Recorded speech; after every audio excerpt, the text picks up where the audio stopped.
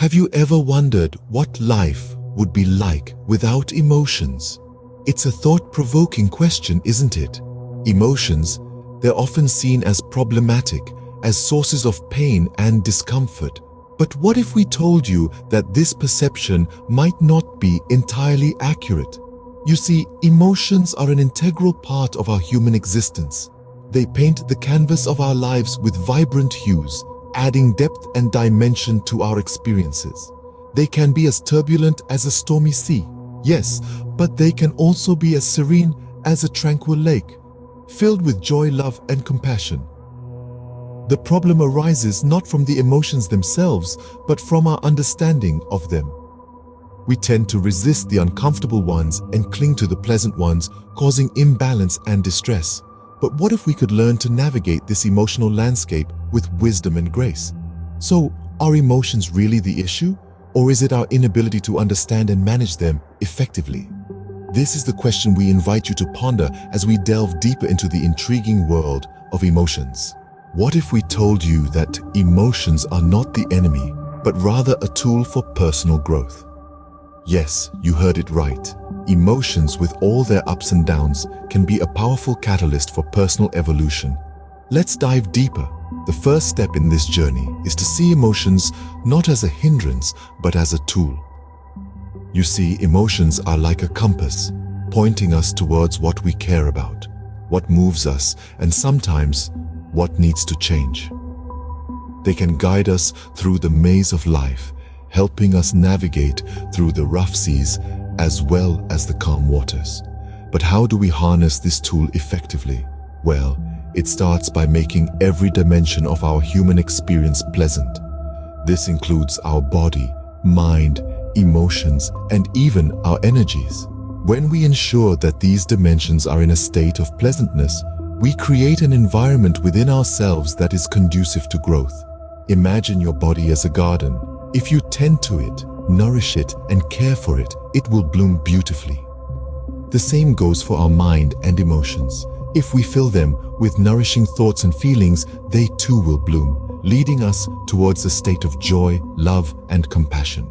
But what about those pesky negative emotions? Well, they too have a role to play. They are like the dark clouds that occasionally cover the sun. They may bring rain, but remember, it is this rain that allows the garden to bloom. So rather than shunning these emotions, we should understand them, accept them, and use them as stepping stones towards personal growth. Emotions are a fundamental part of being human.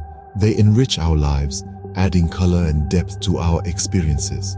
They can be our greatest allies if we learn to use them wisely. So the next time you feel a surge of emotion, whether it's joy or sorrow, remember, it's not an enemy to be defeated, but a tool to be understood. Instead of shunning emotions, what if we learn to understand and accept them? But how exactly do emotions impact our lives? Well, emotions are like the invisible puppeteers of our existence. They pull the strings of our decisions, shaping our choices and actions. When you're ecstatic, you might take risks you'd normally shy away from. When you're dejected, you might retreat into a shell, rejecting opportunities that come your way. Emotions also play a pivotal role in our relationships. They are the language through which we communicate our deepest thoughts and feelings. Love, anger, jealousy, compassion. Each emotion paints a unique hue on the canvas of our interpersonal interactions. However, like any potent force, emotions can wreak havoc when left unchecked. Uncontrolled anger can damage relationships. Unchecked anxiety can lead to stress-related health issues. And unbridled sadness can plunge one into the abyss of depression. In extreme cases, emotions, if not managed well, can even lead to madness, clouding our rationality and distorting our perception of reality. Yet, emotions are an integral part of our human experience, adding depth and color to our lives. The key, therefore, lies in not eliminating emotions, but in learning to manage them effectively. Acceptance is the first step towards understanding, but how does that apply to emotions?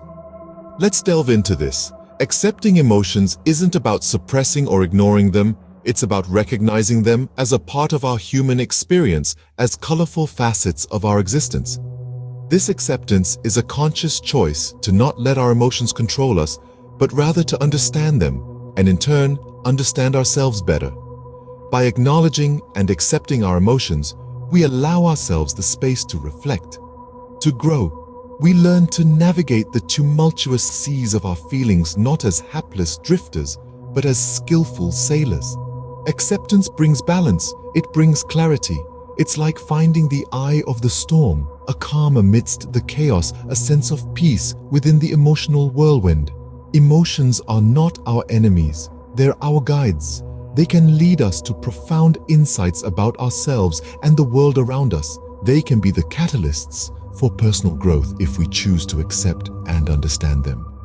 So, instead of asking whether we would be better off without emotions, perhaps a more pertinent question would be, are we better off learning to understand and accept our emotions?